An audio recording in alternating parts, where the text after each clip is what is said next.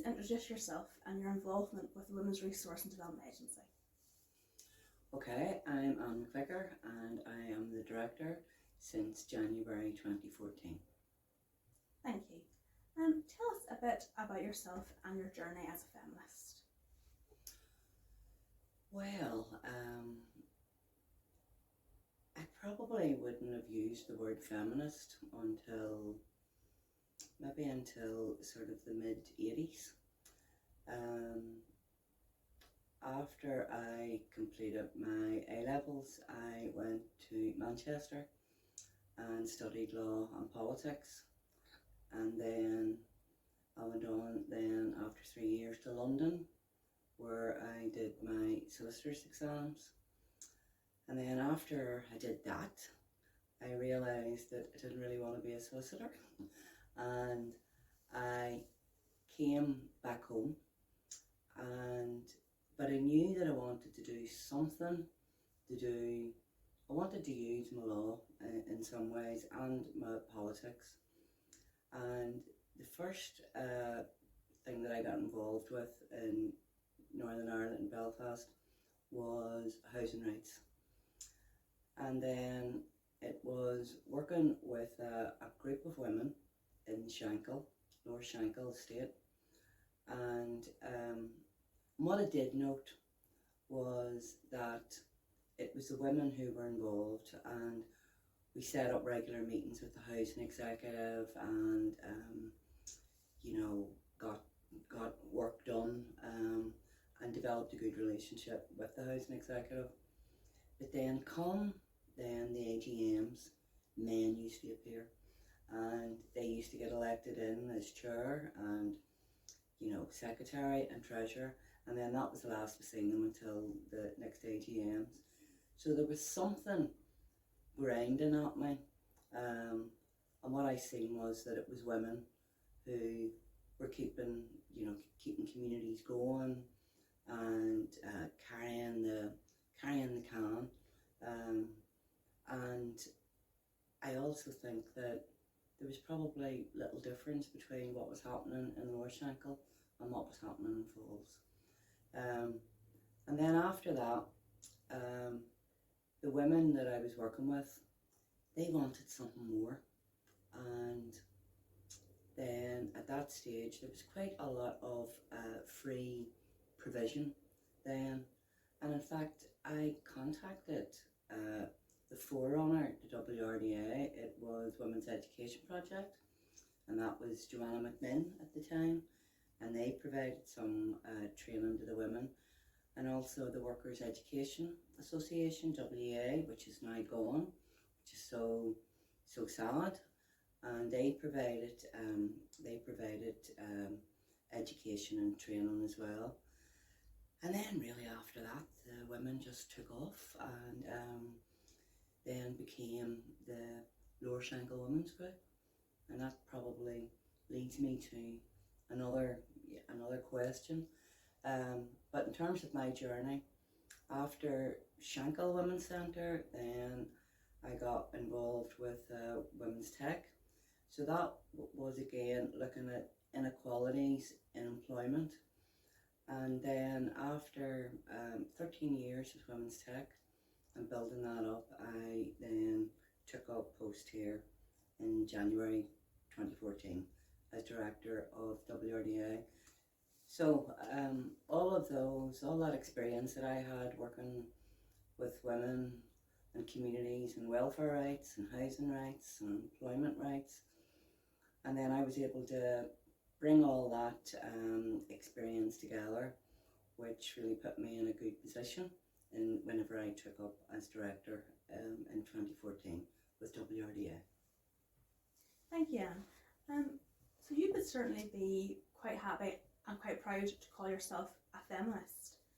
Many women wouldn't use that word to describe themselves even if they hold feminist principles, and that's something which we've come up against again and again. Why do you think feminist has become like the F word, this kind of taboo word? Well, I think that in terms of Northern Ireland, because of the Troubles, women's rights or equality, it wasn't on the agenda. It was all, it was all about the constitutional issues and, and about whether peace was possible and that. So I think that there was quite a lot of kind of misinformation that would have gone around, because we had the development and the mushrooming of women's centres, in the late 70s and early 80s. And I do think that that there was an undercurrent there, in terms of what's all, from men and politicians, what's all this about? Are they going to take over? So in some ways, sort of like feminism was used, it was quite a derogatory term. Although, you're quite right. If you actually sat down with anyone who was using Shankill Women's Centre or going into Falls Women's Centre and asked them what their views and their aspirations were, they were all feminists. I remember some groups like to call themselves family feminists. Actually, that was, I remember actually somebody from social services at the time, whenever I worked for Shankill Women's Centre, and we were moving into a new building, and social services would have felt more comfortable if it was called the Shankill Family Centre, but we held out and we said, no, it's the Shankill Women's Centre. And there is a difference there, because it wasn't just about, although women's centres do a lot, for communities and for families, but family centres don't specifically work with women on their own. So it was important that the Shankills stood their ground, and I'm really delighted that to this day they're still called Shankill Women's Centre. You have volunteered for many feminist causes over the years: Alliance for Choice, Reclaim the Agenda. Can you tell us a bit about the role of voluntary activism in building solidarity in women's movement? I think that was really important, because when groups start to get funded, in some regards they are silenced, so they can't really kind of speak out on what would have been seen as contentious issues. So having groups like Reclaim the Agenda and Alliance for Choice, who weren't funded through any government departments or any local councils or whatever, give those organisations an opportunity to speak out. And organisations like WRDA and Women's Tech and the women's centres could actually get behind those organisations in terms of activism and have their voices heard. So they played a very important role. And actually, Alliance for Choice and Reclaim the Agenda, they formed really kind of around the same time. I think that would have been around maybe 2010. And at that stage, things were starting to get, I suppose, maybe a bit more normal in Northern Ireland in terms of our politics. But it was still very important to have those activist organisations doing what they did. And in some ways, supporting other, let's say, mainstream organisations, although believe you me, no women's organisations are mainstream. And it allowed them organisations to come on board and get involved. Thank you, Anne. What was the impact of the Troubles on the Women's Resource and Development Agency and the women's movement more generally?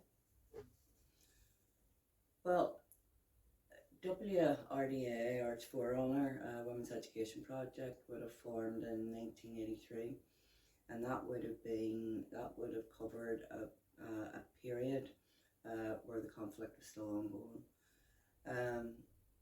Like probably most organisations at that time, it was a case of doing what you could, but keeping your head down, because your issues just weren't on the agenda. And so, but I was, I was around at that time, and I was working with the Lower Shankill Women's Group in terms of housing rights, and what there was there was like a coming together, like of the groups, of the women's centres and the women's groups, and it wasn't it wasn't some big Damascus moment, but it was just, I suppose, the way good relations and community relations are built, step by step, bit by bit, just starting to have the conversations. And I do remember many conversations actually that took place in this building, and in some of the other, let's say, safer maybe women's centres. So it certainly had an impact, but I feel very proud that women, despite the conflict raging at the time, decided that enough was enough, and they were going to start to look at their own needs and start doing it for themselves. So that was, whether that would have happened if the Troubles hadn't have happened, maybe we would have got equality quicker. I don't know. I do know that we kind of still lag behind, and are left behind in terms of what's happening in other regions of the UK. But it is what it is. So it did have an impact, but I think that women are very resilient, and I think that we just worked around that and got on with our lives, because what else was there to do? What was the impact of the peace then on the women's movement? I'm not sure about the women's movement, but I remember at the time I was working in Shankill Women's Centre, and I remember whenever the ceasefires happened, the IRA won first, and then I think that was followed a couple of months later by the UVF ceasefire.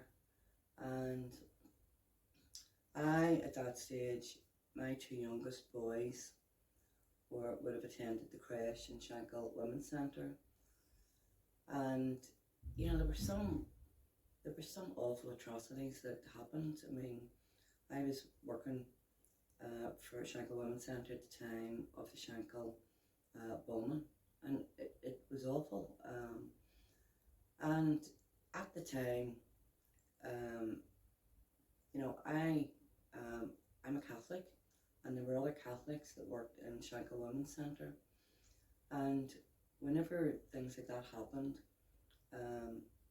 basically we just had to, probably there's the first example of working from home, we just had to work from home. It wasn't safe, to be, on the front of the Shankill Road whenever things like that had happened. And although there was no fear from within the Women's Centre, but any man, walking down Shankill could have opened fire into the Women's Centre. So it was very scary times, but I do remember whenever the Loyalist ceasefire was called, and I remember sitting in the car park, and I had the boys in their chairs in the back of the car, and I had listened to it on the radio, and I just felt a huge sense of relief, that things were changing. But it wasn't as if it wasn't as if different women's centres, you know, based in different areas, didn't communicate with each other. That was all happening throughout the Troubles. So peace, I suppose, whenever peace came, peace really kind of allowed more of that work to happen. You know, more sort of like cross-community work to be happening, more conversations happening, like residentials would have been a big sort of thing then that you could have got funding for. And I do think that there is a lot more, there's certainly a lot more solidarity and coming together. I mean, I haven't heard anybody say to me, you know, since the International Women's Day rally got up running again in 2011, you know, that they couldn't attend because there's too many Catholics or there's too many Protestants. You know, it just doesn't happen. So peace was good. Peace was good for the women's movement. How do you feel the feminist movement in Northern Ireland has changed over the last 40 years? It's changed big time. I think whenever groups start to form, they're very much based around, and rightly so, their aims and objectives are around where they're based, you know, geographically. And I think that also because over the last 40 years, I mean, that includes a period where we were still in conflict in Northern Ireland, and women's rights and equality, right, they just weren't being dealt with. And it really was the role of women's centres and women's groups to, you know, like in the words of the song, you know, sisters doing it for themselves, because nobody else was going to do it for them. I did sort of start to see sort of whenever then we had the ceasefires were called, and then the talks process, and then the women's coalition being formed, and eventually sort of like the assembly getting up and running. There were changes were starting to happen. Not fast enough. Here we are in 2023. We still don't have a gender equality strategy. We have a draft, but that's about it. We still refer to the programme for government as a draft programme for government after so many years. We don't have a childcare strategy. We don't have an anti-poverty strategy. So there's quite a lot that we don't have. But I do think that the culture is starting to change. And again, it's not that, you know, even International Women's Day rallies didn't happen, you know, like during the Troubles. It did happen. And then there was a bit of a lull. And that was actually one of the reasons why Reclaim the Agenda formed. It was to coincide with the centenary of IWD in 2011. And you probably know this already, but from 2011 right up to the present day, the IWD rally has just grown and grown, and it is mainstreamed. It is funded through Belfast City Council and is part of the council's calendar of events, which is absolutely fantastic, and so it should be. So things have changed. You know, we've got more women now in politics,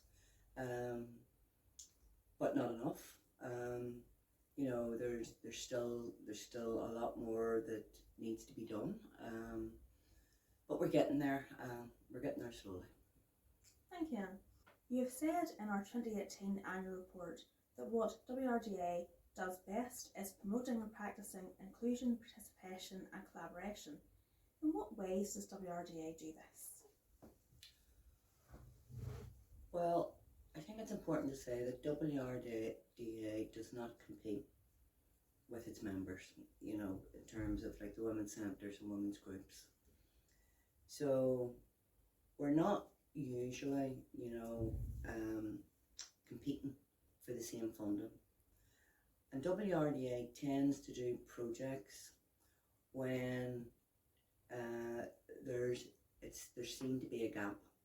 So for example, the MAS project, the Maternal Advocacy and Support Project, is a really good example of that in terms of the lack of provision for women experiencing perinatal mental health issues. So that's a really good example.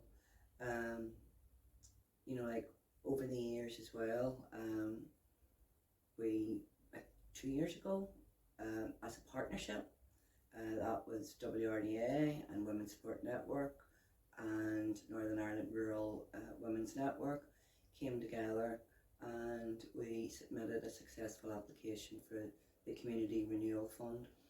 And just earlier this year, we heard again in the same partnership along with Reclaim the Agenda, we submitted a successful partnership to the UK Shared Prosperity Fund. And I have often said that, you know, ourselves alone just doesn't cut it anymore. I think that the best way to deal with addressing inequalities and trying to make our society, you know, like a more equal and equitable place for us all to live, you know, we've got to work in partnership. So there's lots of examples of working in partnership. Another great example is Raise Your Voice.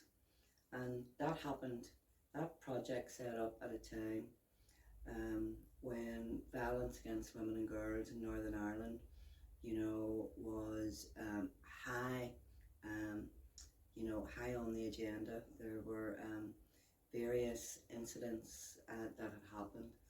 And again, that's something that WRDA couldn't have done that on its own. It needed its partners. It needed, you know, Reclaim the Agenda and NERWIN and Women's Support Network. And I mean, that project, you know, is still going strong, and there's still such a need in terms of, you know, like calling out, you know, like violence against women and girls in Northern Ireland. Thank you, Anne. WRDA was one of the first women's sector groups in Northern Ireland to adopt a public pro-choice position, and 2018 saw the culmination of decades of activism with the decriminalisation of abortion here. What can you tell us about the fight for decriminalisation? Well, again, Northern Ireland was left behind when the UK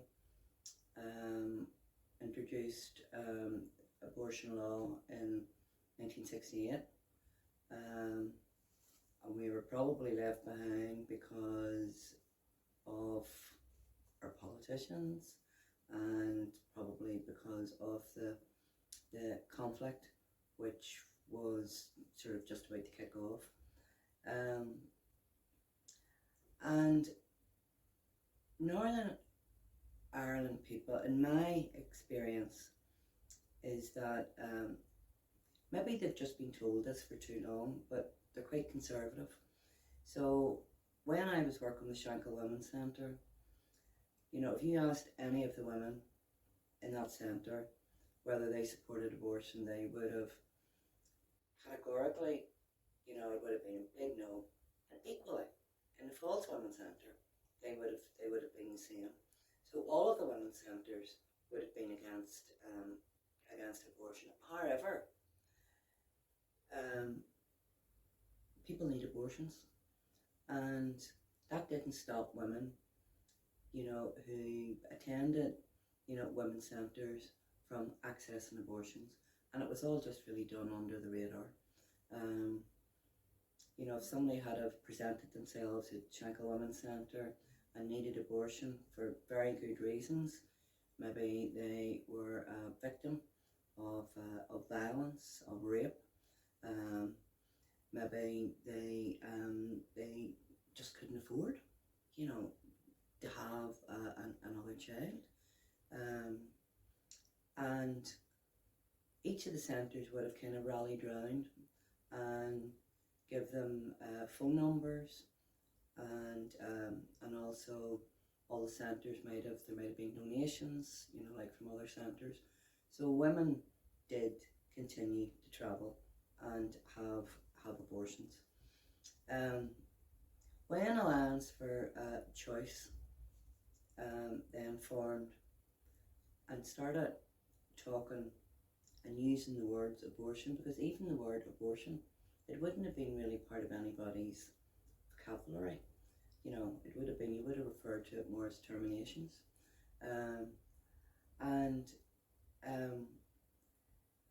I think that that was necessary.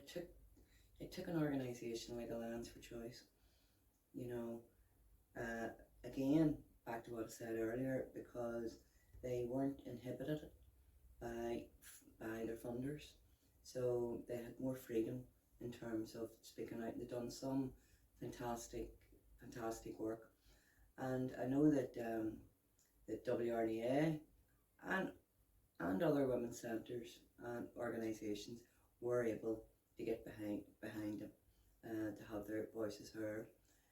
I do remember when the decriminalisation happened.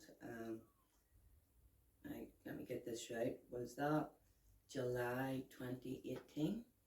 I think. I think it was October, but I have in my mind it was definitely 2018. I think it was 2018 July, but I think it then happened maybe on the 1st of October in 2018. And I remember I was in work and I'd heard that on radio, and I just could not believe it.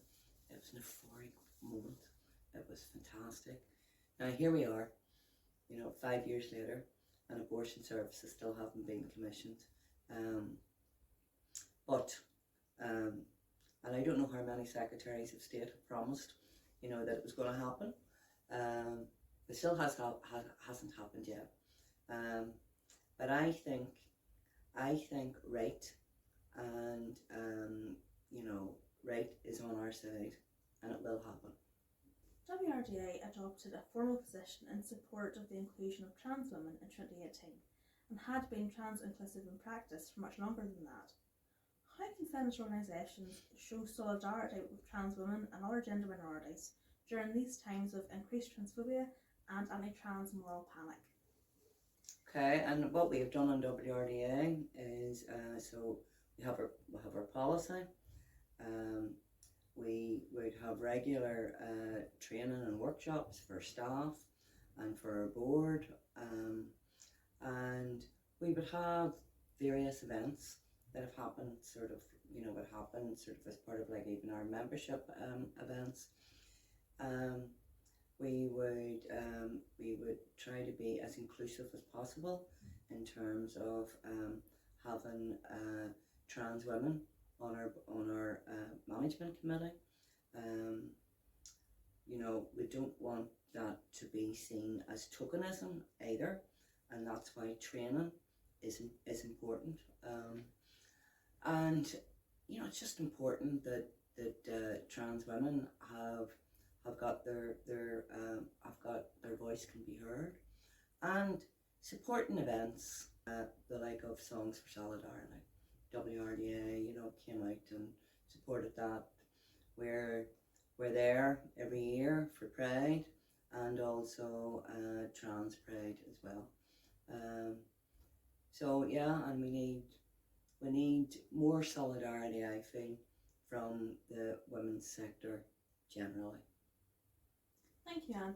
So yes, it's about having those policies in place. It's about good training for staff and the board, and it's about showing up for trans women. That's very important. Thank you very much for that. How has WRDA responded to the challenges of Brexit, and what impact has the UK's exit from the EU had on WRDA and the women's sector generally? WRDA, where we would be coming from in terms of Brexit, is that there's a lot of laws that were made, even in relation to like of maternity leave and rights, that were made and introduced through Europe, and there's no doubt there has been a rollback, and that is where Brexit is going to be particularly damaging for the women's sector in Northern Ireland if there's going to be a rollback on rights. You've had to face many challenges during your time as director, including the COVID-19 pandemic. How did you lead WRDA through that difficult period? Well, I have to say, on reflection, that was probably one of my proudest moments. And I think I really have to put this in context for you, because at the time there was no advice, there was no guidance for our sector. There was guidance, like for businesses, for hospitality, for health, education. There was no guidance for our sector, and it was very much a case of just acting sort of like on feelings. And I remember I closed down WRDA a week before Boris announced it, and I wrote to all of our funders and I explained what was happening. And I have to say, I got some letters back from funders reminding me of our responsibility in terms of targets that had to be met.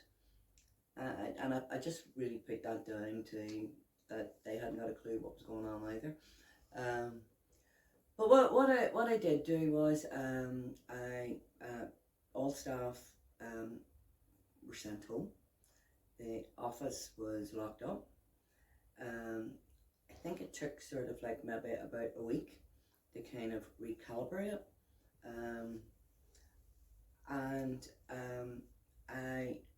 I had only ever been in one Zoom meeting before with a funder, so something came into my head, and I remember thinking, this is hard, we're going to have to do it. So I went online and found out about Zoom and took out an account myself. And I think within 2 weeks of closing the office, we had our first Zoom meeting, and very quickly, once Geraldine got onto it, we all had Zoom accounts. We went from one Zoom account with myself up to about 12 Zoom accounts, and I thought it was also important that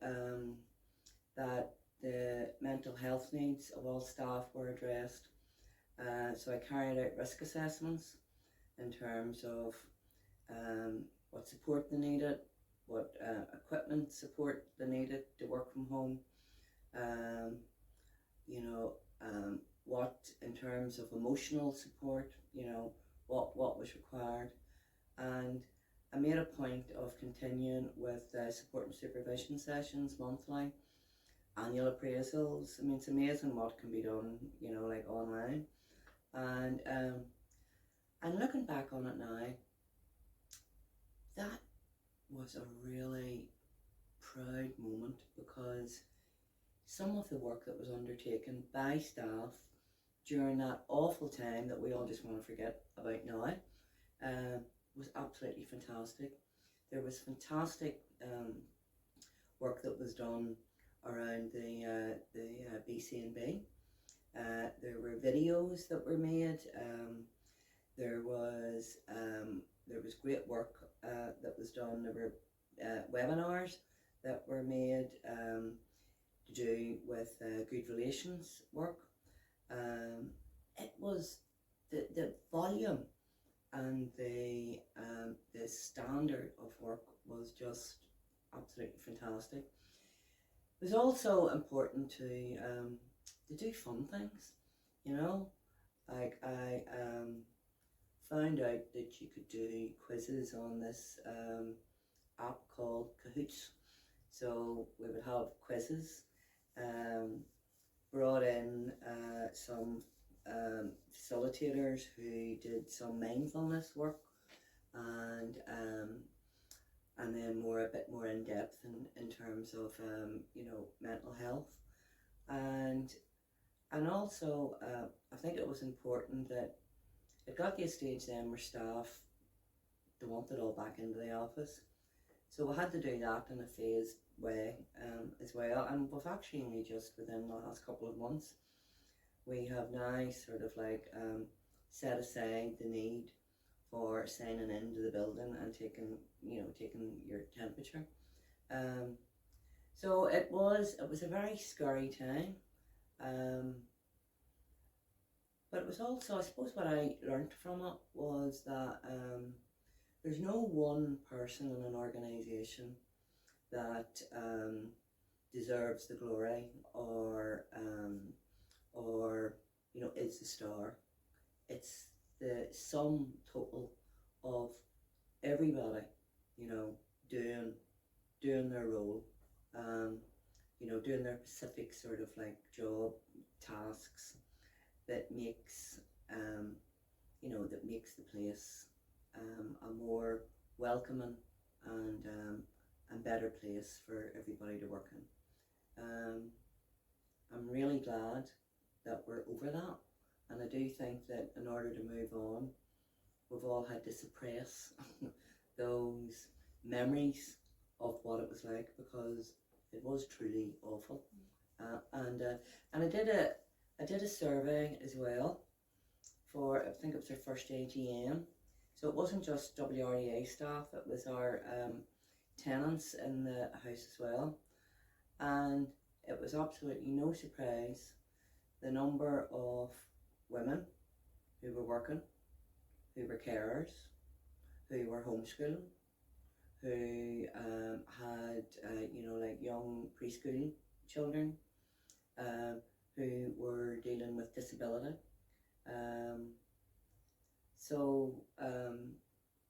And then that actually led on to another piece of work which I am really proud of, and that's the Feminist Recovery Plan, July 2020. Thank you, Anne.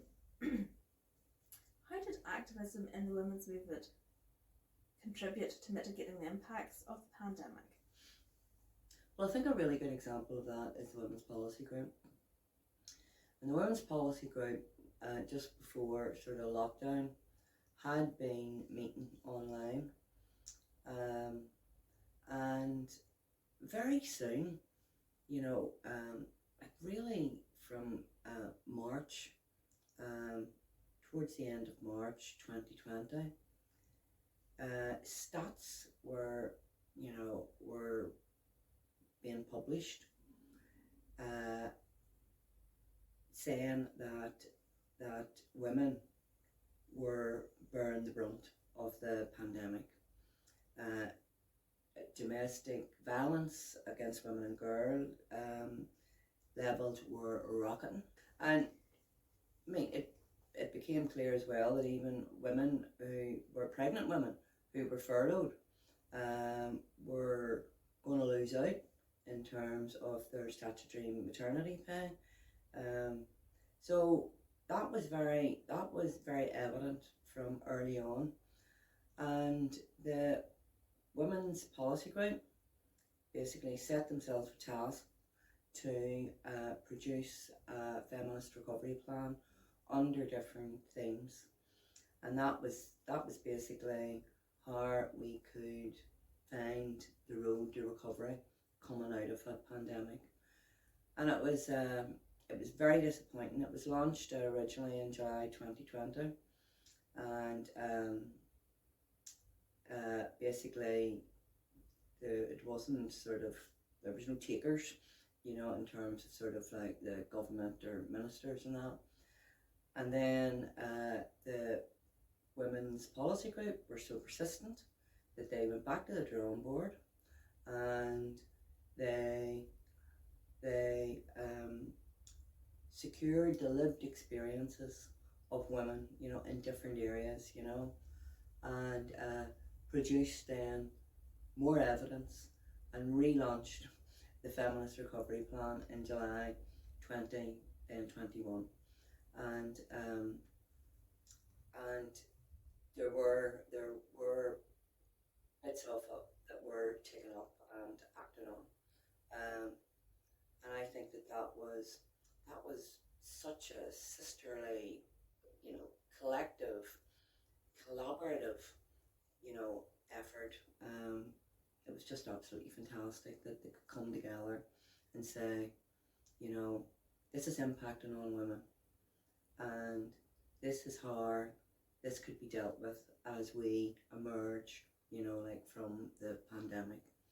And it wasn't it interesting as well that whenever the executive produced their recovery plan was just after then, I think it was maybe in the autumn of 2020, and childcare wasn't mentioned once in it, which is just crazy, you know, trying to get people back and, you know, back to work, women back to work, and no childcare provision. Just pretty typical.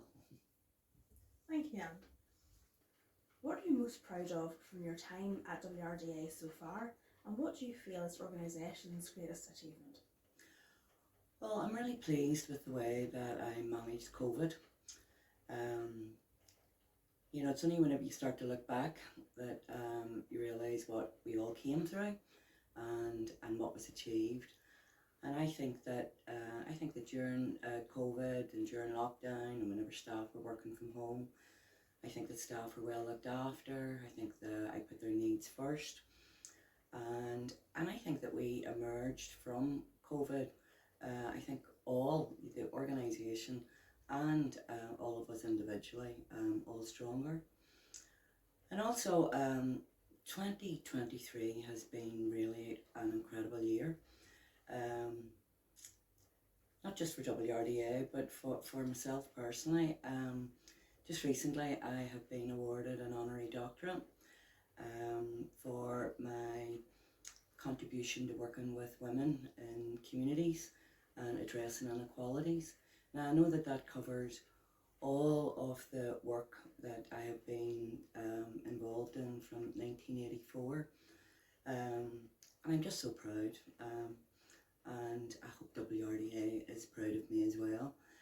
And also, this is a significant year because it's the 25th anniversary of the Good Friday Agreement. And I know that again, looking back in terms of getting agreement, women were excluded. There weren't that many women around the table and negotiating. And again, I take a lot of pleasure that one of the events from the Good Friday Agreement to mark the 25th anniversary was an exhibition by Hannah Sharkey in the Ulster Museum. It's called Principled and Revolutionary Women, and it's 21 women who played a part in terms of the Good Friday Agreement, or were active, in communities, at that time. And I'm one of those women, and again, I just couldn't be prouder.